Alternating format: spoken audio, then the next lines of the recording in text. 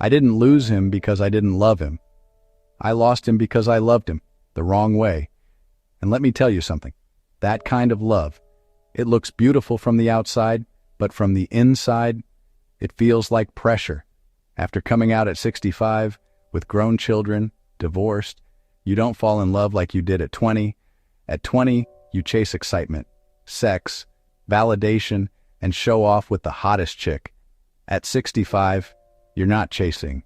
You're holding on. After all this late struggle, you finally find something real.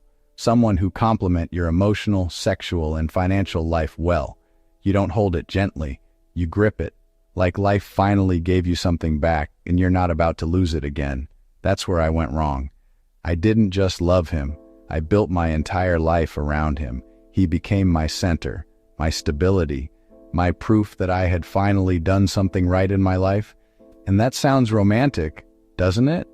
Yeah, it's not. Because when someone becomes your center, you slowly disappear. And now they're not just your partner. They're responsible for keeping you emotionally alive. That's not love. That's pressure. And he felt it. Don't get me wrong. He loved me. He laughed with me, slept next to me, chose me. With him, I had the best sex I ever had. But loving me came with a cost he didn't sign up for. Because I didn't just give him love. I gave him a full package deal. Trips he didn't ask for, dinners he didn't care about, parties where he smiled just enough to survive the night. I was out there planning memories while he was quietly trying to breathe through them. And the worst part? I thought I was being generous. Turns out, I was being overwhelming as hell. Let's be honest for a second. I wasn't just his husband. I was his emotional support system, his financial safety net, his event planner, his reassurance hotline. Basically, a very committed, very loving, slightly anxious, all-inclusive boyfriend package. And at some point, that stops feeling like love and starts feeling like a job. He would say things like, "I need space," and I would nod, like I understood. But in my head, space meant distance. Distance meant disconnection. And disconnection meant he was already halfway out the door. So what did I do? I gave him more attention, more affection, more presence, more everything. Because clearly, if he was pulling away, I just hadn't given enough yet. Right? Wrong. Completely wrong. What he needed was air. And I was out here. I was wrapping love around his neck like it was something he couldn't take off. At first, it feels nice. Then, it feels tight. Then, you're just trying not to suffocate. That was me. I wasn't abusive. I wasn't neglectful. I was too much. And that's a hard truth to sit with. Because nobody teaches you that you can lose someone. Not by loving too little, but by loving in a way that leaves no room for the other person to exist. And he tried. That's the part people don't see. He stayed. He adjusted. He communicated. He told me it was too much.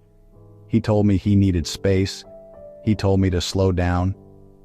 And I heard him, but I didn't listen. He didn't leave all at once, and that's not how this works. He started leaving while still being there.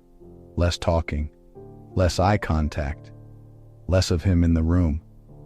And I felt it. But instead of pulling back, I leaned in harder, which only made him disappear faster, because listening would have meant doing less, and doing less felt like losing him. So I kept going. More dinners, more plans, more "I love you." More reassurance requests disguised as affection. Until one day, he stopped fighting it, he stopped explaining, he stopped trying, and instead, I remember that night. He looked at me, tired, not angry, not cold, just tired. And he said, "Why do you keep doing all this? And I laughed, because in my head, that was the easiest question in the world. Because I love you.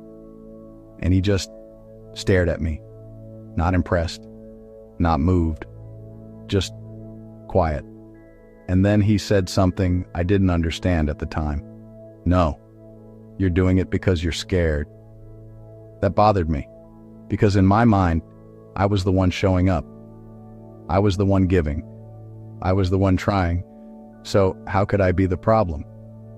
And that's the thing. When you believe your behavior is love, you don't question it, even when the person you love is asking you to stop.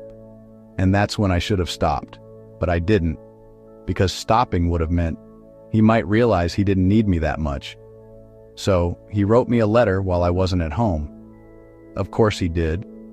Calm, clear, brutally honest.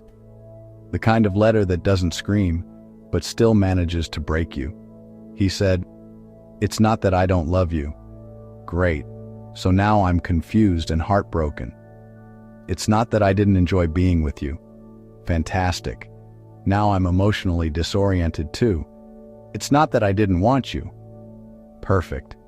Let's eliminate everything that makes sense. It's not even the sex. That part was the greatest. At this point, I'm like, well then what the hell is it? And then he said it.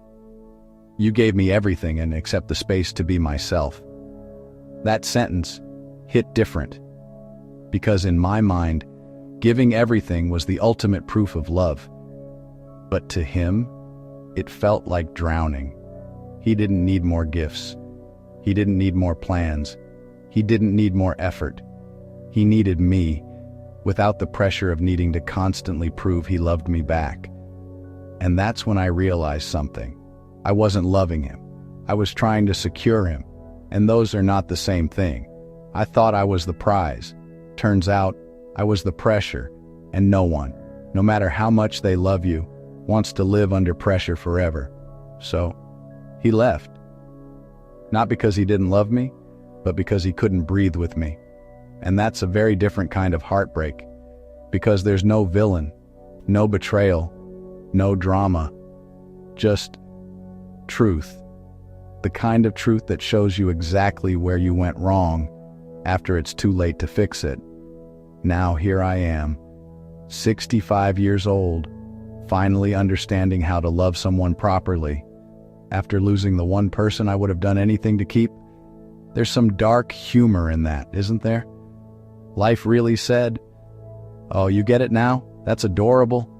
And maybe that's the lesson. Love is not about giving everything. It's about knowing what not to give. It's about space. It's about restraint. It's about letting someone exist without turning them into your oxygen. Because people are not meant to be your oxygen.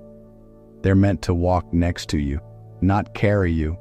I lost him because loving me became too much work. So, if you're out there, loving someone the way I did, ask yourself something.